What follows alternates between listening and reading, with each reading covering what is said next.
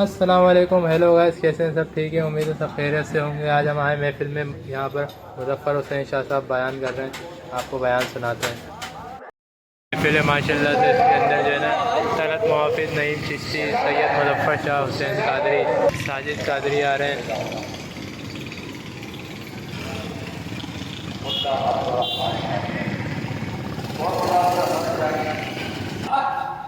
ذکر حسین، یاد حسین سے اس محفل کو منسوب کیا گیا۔ میرا دل کر رہا ہے کہ مولا حسین کا ذکر کروں کہ شہید مر نہیں سکتا، حسین زندہ ہے۔ شاہ جی نے جو بات کی ہے اسی بات کو آگے کرنے کی کوشش کر رہا کہ شہید مر نہیں سکتا، حسین زندہ ہے۔ نبی کی آن کا دلہا مولا حسین، حسین زندہ ہے۔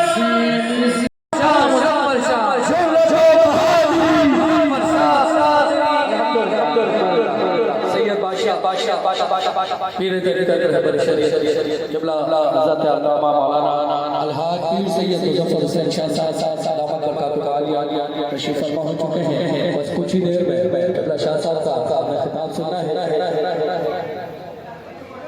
سبحان اللہ ہے اور یزید دفن ہے تابوت ظلم سے رکھی وفا کے بعد میں میرا حسین زندہ ہے۔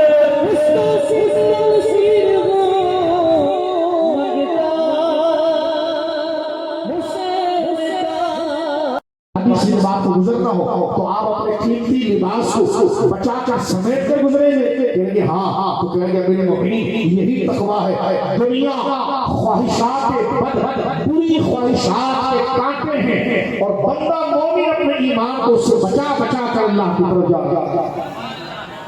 بولیے بلکہ سبحان اللہ۔ تو لہٰذا میرے دوستوں بزرگوں، حضرت امام علی مقام رضی اللہ تعالیٰ کی شان جلالت یہی ہے۔ آگے بڑھ جانا چاہتا ہوں، ایمان کے واجبات میں سے ہے اہل بیت کی محبت۔ ایمان کے واجبات میں سے اہل بیت کی محبت، جس رضی اللہ تعالیٰ کی شان جلالت۔ اور آپ کیسے بچوں کہ آپ اہل بیت میں سے، اہل بیت حضور کے خاندان، حضور کے خاندان۔ جس طرح کہ میں آگے بڑھ جانا چاہتا ہوں، ایک لفظ بولا جاتا ہے اہل البیت۔ اہل البیت کہتے ہیں عربی زبان میں گھر کو، اہل کہتے ہیں اس کے ساتھ وابستہ۔ تو گھر صرف بچوں سے نہیں بنتا، پہلے بیوی سے بنتا، اور صرف بیوی بچوں سے گھر نہیں بنتا، اس میں چچا بھی آتے ہیں۔ خاندان کیسے بنتا؟ چچا بھی آتے ہیں، ماموں بھی آتے ہیں، توجہ ہے، چچا کی اولاد بھی آتی ہے۔ اسی طرح جب ہم یہ لفظ کہتے ہیں اہل بیت، تو اہل سنت کے نزدیک حضور کا وہ سارا خاندان جنہوں نے حضور پر ایمان لایا، وہ سب کے سب، چاہے وہ آپ کے چچا ہو، چاہے وہ آپ کے ازواج ہو، چاہے خصوصاً پنج پاک ہو، یہ سب کے سب اہل بیت۔ اہل سنت و جماعت اس میں ون وے ٹریفک نہیں چلاتے۔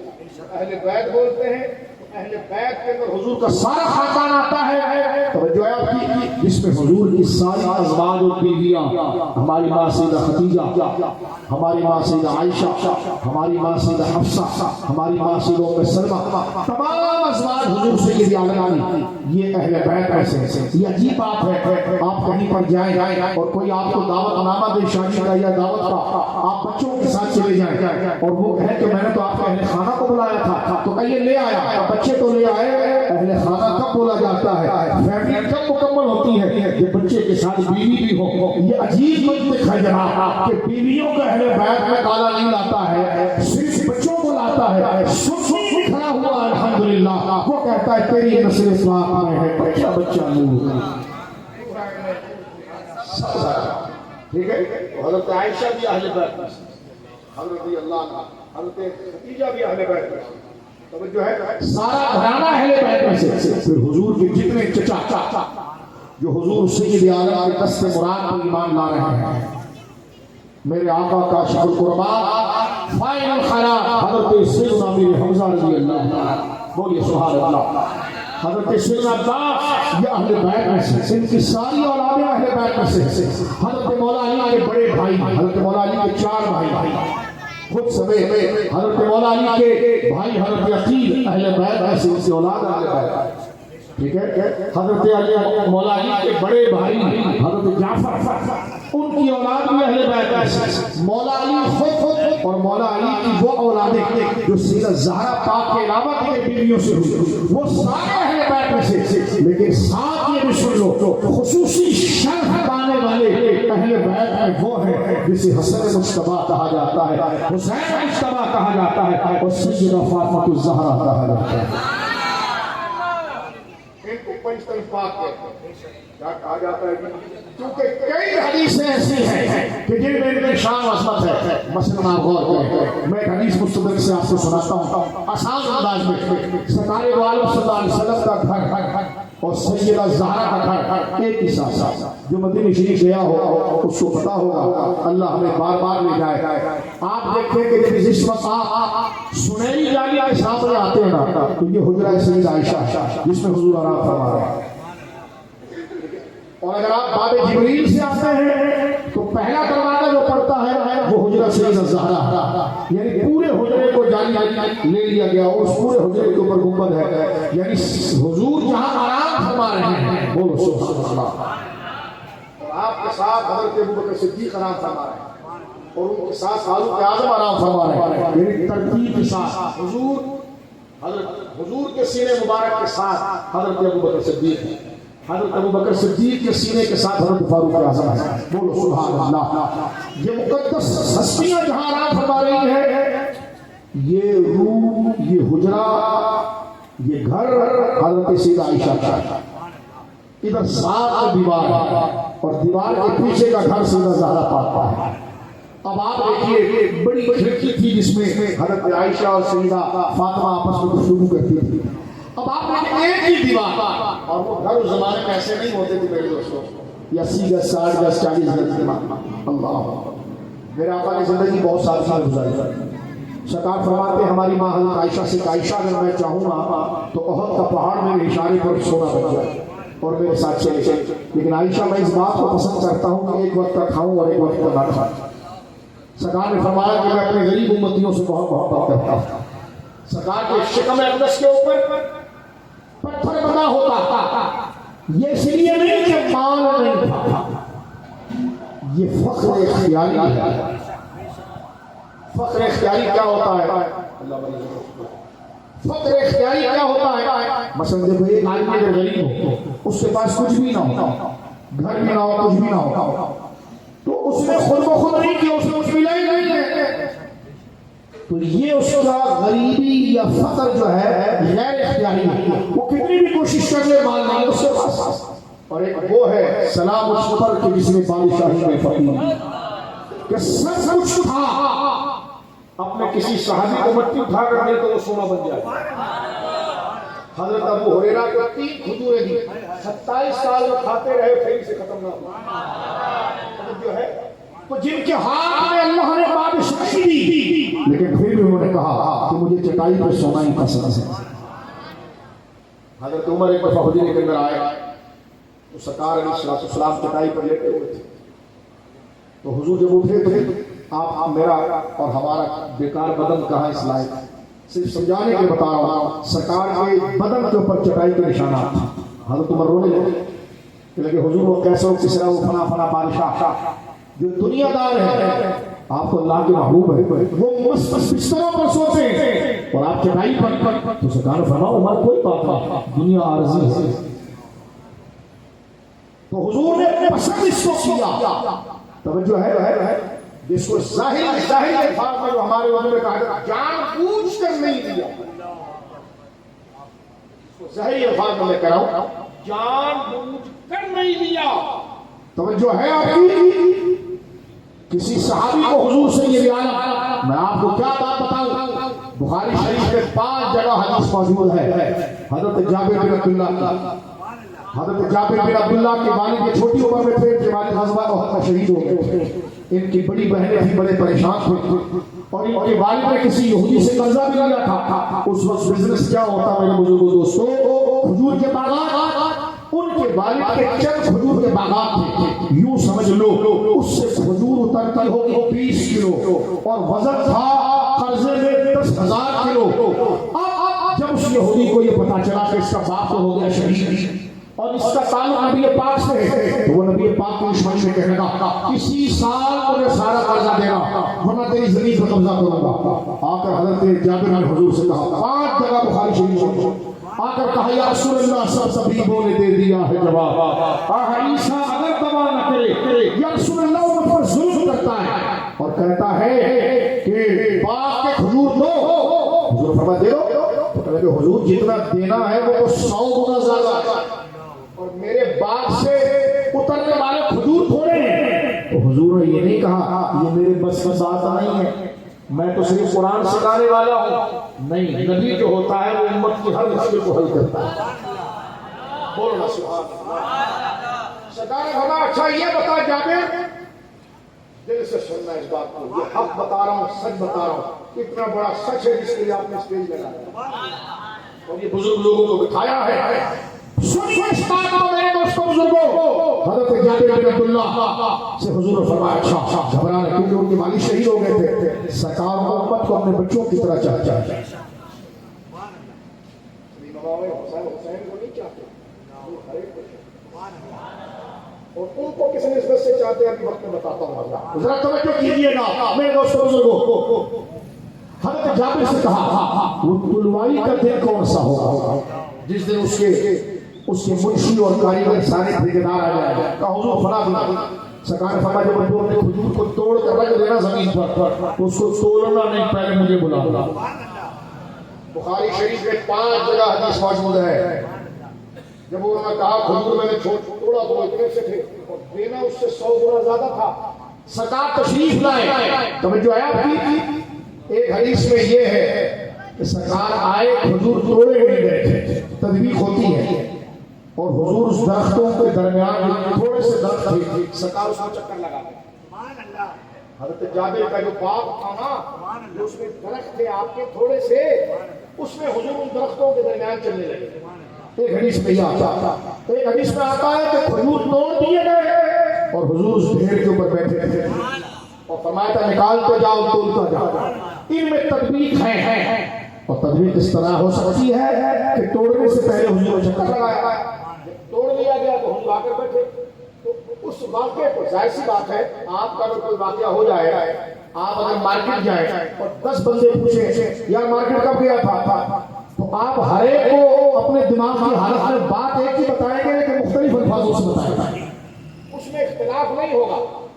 بندے مختلف ملتے رہے، اس وقت آپ اس کو ایک دوسرے انداز میں ایکسپلین کر رہے تھے، آپ دوسرے انداز میں ایکسپلین کر رہے ہیں، تو حضرت جابر نے اس کو مختلف وقتوں میں مختلف ذریعے سے بتایا لیکن بات ایک ہی تھی، اس میں تضاد نہیں تھا۔ ہوا کیا، سرکار کریم نے سے کہا یا رسول اللہ آپ اگر مدینہ شریف گئے ہونا تو مدینہ شریف میں بالکل مسجد نبوی کے باہر جو دائری ہے اس کے سامنے جبل صلاح ہے، جبل صلاح کے پیچھے گھر تھا حضرت جابر بن عبداللہ کا۔ سرکار یہاں سے چل کر گئے اور ان کے باغ کے درمیان چکر لگاتے رہے، گنتی کے درخت تھے، اس میں سے ٹوٹیں گے بھی تو تھوڑے سے کھجور اور دینا اس سے 100 گنا زیادہ ہے۔ سرکار چکر لگاتے رہے اور حضور آ گئے مسجد نبوی میں عصر کی نماز پڑھا۔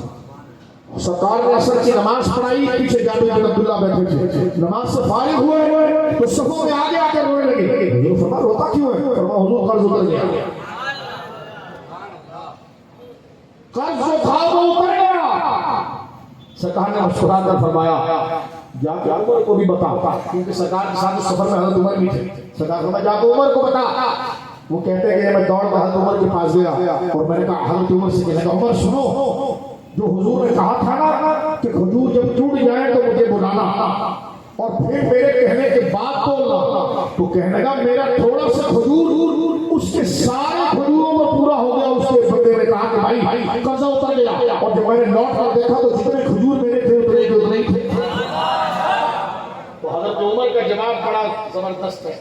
حضرت عمر نے حضرت جابر بن عبداللہ کو نہیں بڑا تعجب اور چلنے میں اچھا ایسا ہو گیا نہیں، سمپل انداز میں کہا ارے جابر یہ کون سی بات ہے، قد علمت حين مشى فيها رسول الله صلی اللہ علیہ وسلم لا تباركن فيها۔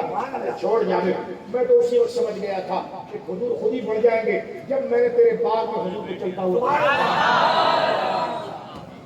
یہ نہیں کہ وہ چوک اچھا ایسا بھی ہو سکتا ہے، یہ تو بدعقیدہ ہے لوگ ہیں. صحابہ کو پتا تھا کہ حضور کے کرم سے سب کچھ ہوتا ہے. تو فرمایا جابر یہ بھی کوئی بات کرنے کے قد علمت، ارے مجھے تو اس وقت پتا چل گیا تھا فیہا مشى رسول اللہ صلی اللہ علیہ وسلم، جس میں حضور تیرے باغ میں چل رہے تھے مجھے پتا چل گیا تھا لا یبارکن فیہا، تیرے یہ تھوڑے سے کھجور 100 گنا بڑھ جائے. مجھے بتائیں جن کے قدم رکھنے سے رزق بڑھ جائے، پھر وہ کہیں کہ میں ایک وقت کا کھاؤں گا ایک وقت کا نہیں کھاؤں گا، تو یہ خود سے انہوں نے اختیار کیا ہے، ورنہ کونین کی نعمتیں آقا کے ہاتھ میں موجود ہیں. حسینیت ہے مسجدوں میں، یوں سمجھ لو عقیدت میں عرض کر رہا ہوں. بھائی پوچھے گا کہاں لکھا ہے، میں نے کہا لکھنے والی تصویر ختم ہو گئی، ابھی ہم اپنی برادری سے بات کریں. تیرے باپ کو نہ کریں کہ تیرے مطلب کے لیے لکھا ہوا جو لکھے ہوئے کا نچوڑ ہے، ہم اپنی برادری سے بات کر رہے ہیں، سنیوں سے بات کر رہے ہیں، غوث پاک کے عاشقوں سے بات کر رہے ہیں. سنیے میری بات. دیکھو نمازوں سے اپلیکیشن تیار ہوتی ہے، نمازوں سے، شریعت کی پابندی سے درخواست تیار ہوتی ہے، درخواست کا سبجیکٹ اور پروفائل تیار ہوتی ہے، اور مزاروں پر جانے سے سیکھی جاتی ہے. اور تو ایسی مزار پر جاتا ہے بزرگ پہ کہیں کچھ لکھوا کر کرا، انہیں نماز پڑھیے جو منہ لے کر یہاں گیا، انہیں ماں کا ادب کیا جو یہاں پر آ گیا، انہیں باپ کا ادب کیا، تو نے پورا تولا، تو نے ملاوٹ سے جان چھڑائی، تو نے سچ بولنے پر پابندی کی، تو نے جھوٹ سے نفرت کی، کچھ بھی نہیں کیا تو نے. ابے تو نے لکھوا کر کیا لایا جو ہم سائن کریں؟ تو جا اللہ کی شریعت پر عمل کر کے آ، ہم اللہ کے حضور تیری سفارش کرتے ہیں. بہت سبحان اللہ. انشاءاللہ نمازوں کی پابندی رہے گی، مزارات پر حاضری بھی رہے گی. مزارات کی حاضری پر ایک جملہ میں کروں گا، مزارات پر حاضری بے وضو کبھی نہیں دیتے. ہمارا ایک شہزادہ آ گیا کہ نعت پڑھے گا، یہ وقت ابھی بہت مختصر ہے، بس اسی پر میں بات ختم کرتا ہوں. مزارات کا ادب سن لو سنیو. ایک تو نیاز نہیں چھوڑنا، ہمیشہ کرنا، فاتحہ ہمیشہ کرنا، چاہے ایک گلاس پانی پر کیوں نہ ہو، چاہے مٹھائی کا ایک 10 روپے کی چیز کیوں نہ ہو.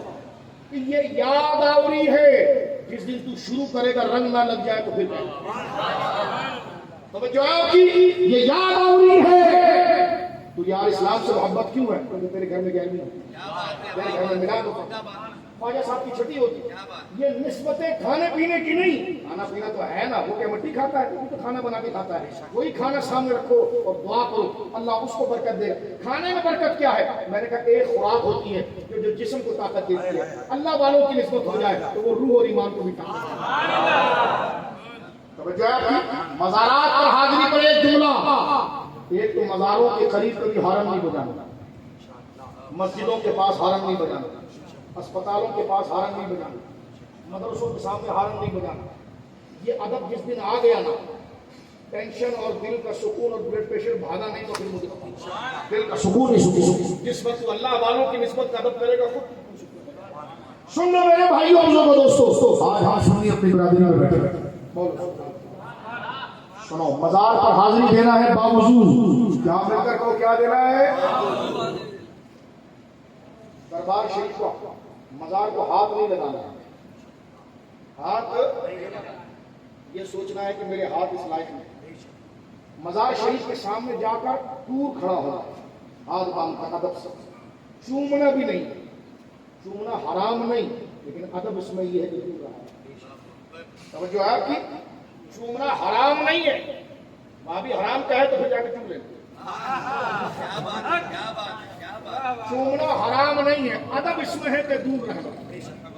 توجہ ہے، دور رہنا، باوضو رہنا، کیونکہ وہ جگہ وہ ہے جو خدا کو پسند ہے. اللہ کا شیر وہاں ادب کر رہا ہے، اللہ کا ادب وہیں سے تجھے مل رہا ہے. تیرا یہ ڈرنا سہمنا اس کے لیے نہیں، اللہ کے لیے. کچھ مانگے گا بھی نہیں تو اللہ ادب کے سب کیسی عطا. باوضو نظریں جھکا کر جانا. اعلیٰ حضرت کہتے ہیں میں اپنے والد کے ساتھ میرے آقا نظام ملت کی بارگاہ میں گیا، خواجہ نظام الدین محبوب الہی کی بارگاہ. امام احمد رضا کہتے ہیں میں اپنے والد مولانا نقیبی خان اور تاج الفہول مولانا عبدالقادر بدایونی کے ساتھ گیا تو بازار کے سامنے میں ڈھیلے میلے لگے، شور شرابہ لگا ہوا. کہتے ہم بڑے پریشان ہوئے. یہ کہتے وہ دونوں بزرگ مزار کے اندر گئے اور وہ ایسے خاموشی سے مراقبے میں ہے جیسا کہ شور ہی نہیں ہو رہا. کہتے میں نے کہا یار ان کو اتنا سکون کیا, بندہ جب بیٹھے تو کنسنٹریٹ کر کے شور نہ ہو, بندہ خاموشی سے کچھ پڑھے, لیکن وہ دونوں بزرگ ایسے بیٹھے ہیں کہ کس طرح کسی بیابان میں بیٹھے. فارغ کہتے ہیں کہ میں نے اللہ کے حضور دعا کی کہ مولا ایسا پھر مجھے بھی عطا فرما, لیکن میرے کام سے آواز آئے. میں نے فاتحہ شریف پڑھا اور میں آزمانے کے لیے باہر آیا, اور میں نے جیسے مزار کی دہلیز کے باہر قدم رکھا تو شور شروع ہو گیا, اندر آیا تو شور ختم ہو گیا. سمجھ رہے ہو, سارا عالم ہو, اردو سمجھتے ہو, بڑی پیاری زبان ہے.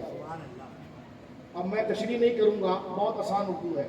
کیا کہتے ہیں صدر الفاظ, سارا عالم ہو دیدہ دل دیکھے تجھے, انجمن گرم ہو لذت تنہائی, دل میں ہو یاد تیری گوشہ تنہائی ہو, پھر تو خلوت میں جب انجمن آرائی ہو. مل کر کون نمازوں کی پابندی رہے گی, رمضان شریف کے روزوں کی پابندی رہے گی, ماں باپ کا ادب رہے گا, ہر حال میں سچ بولنا رہے گا, جھوٹ کے خلاف اعلان جہاد کرو گے, اپنی زندگی اپنے گھر سے جھوٹ نکالو گے, شریعت مطہرہ کے پابند رہو گے. یہی حسین ہے, یہی امام حسین کی حسینیت ہے, اور یہی حسینیت کا درس ہے. اس کے قریب ہونے کے لیے غوث پاک کے قریب ہو جاؤ, غریب نواز کے قریب ہو جاؤ, نماز میں کہتے ہو یا اللہ چلیں گے ان کے راستے پر جن پر تیرا انعام ہوا. اے میرے اللہ اس بستی پر رحمتوں کا نزول فرما, تیرے نیک بندوں کا نام لیا, ہم بیکار قسم کے لوگ مولا, لیکن اس بستی پر رحمت اتار. انہوں نے پنجتن پاک کا ذکر کیا, 4 یار کی محفل سجائی, اونچے